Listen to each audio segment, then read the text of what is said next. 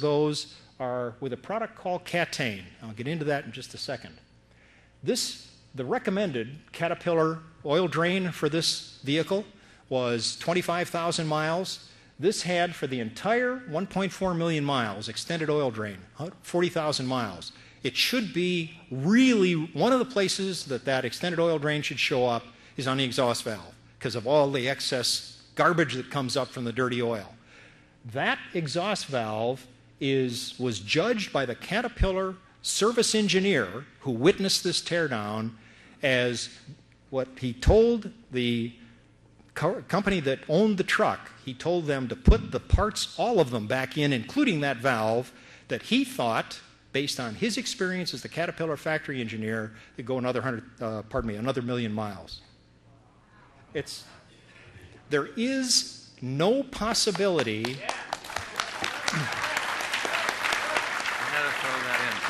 Thank you. This product, the active iron catalyst, you saw it was 60 angstroms. An atom is 5 angstrom. One atom, 5 angstrom in diameter.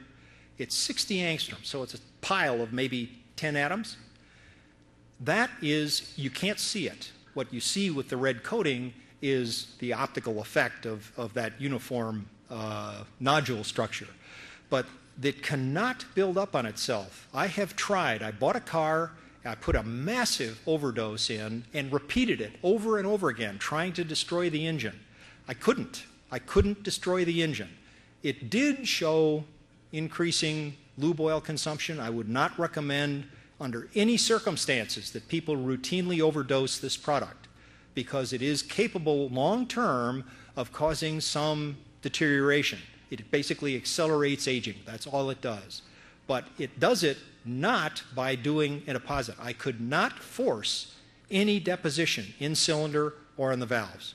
So it cannot deposit on itself. And that's the point of showing this. No deposit, which is normally considered with other materials that don't give catalytically active deposits, that is a problem. It's not a problem with this product. Prove it. I've been working with this technology for 37 years. I am convinced that multi-level marketing is the absolute correct way for this to be sold for automotive gasoline.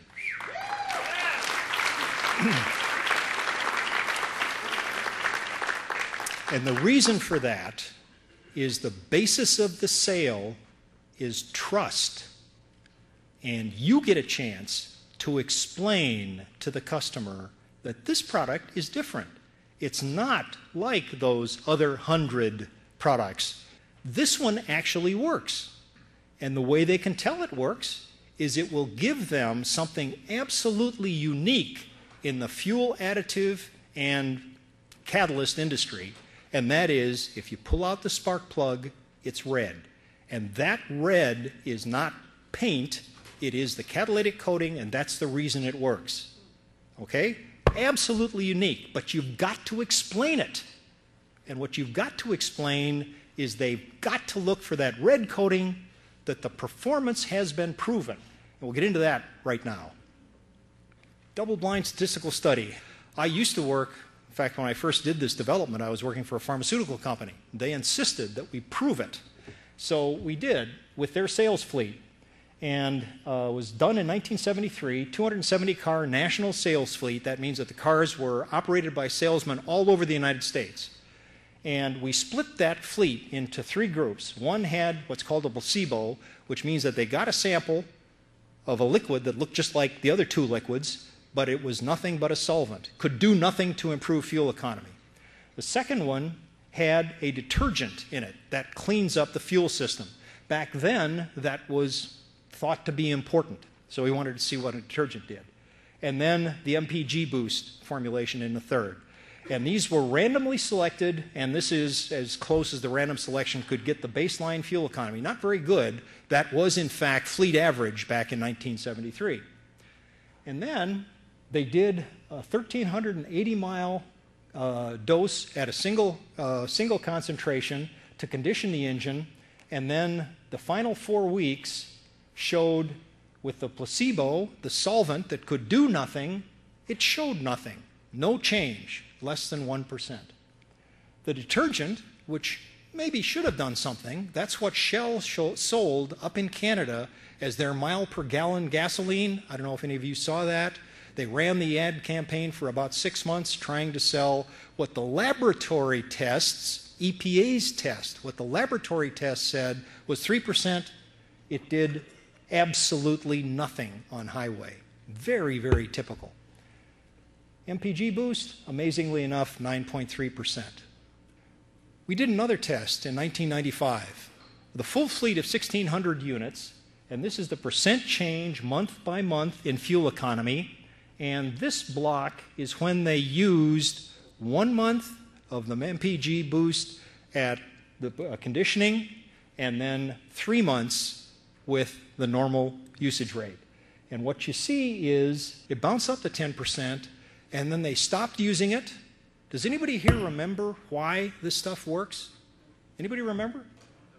Does it have to do with a catalyst coating on the piston? And do you think it's possible that if you stop using that catalyst precursor, that maybe that catalyst coating might last a little while? Does that sound reasonable? It's exactly what happens. And then it went away completely. The benefit went away completely. You have to keep using it. There's no free lunch. Okay? Anybody got that?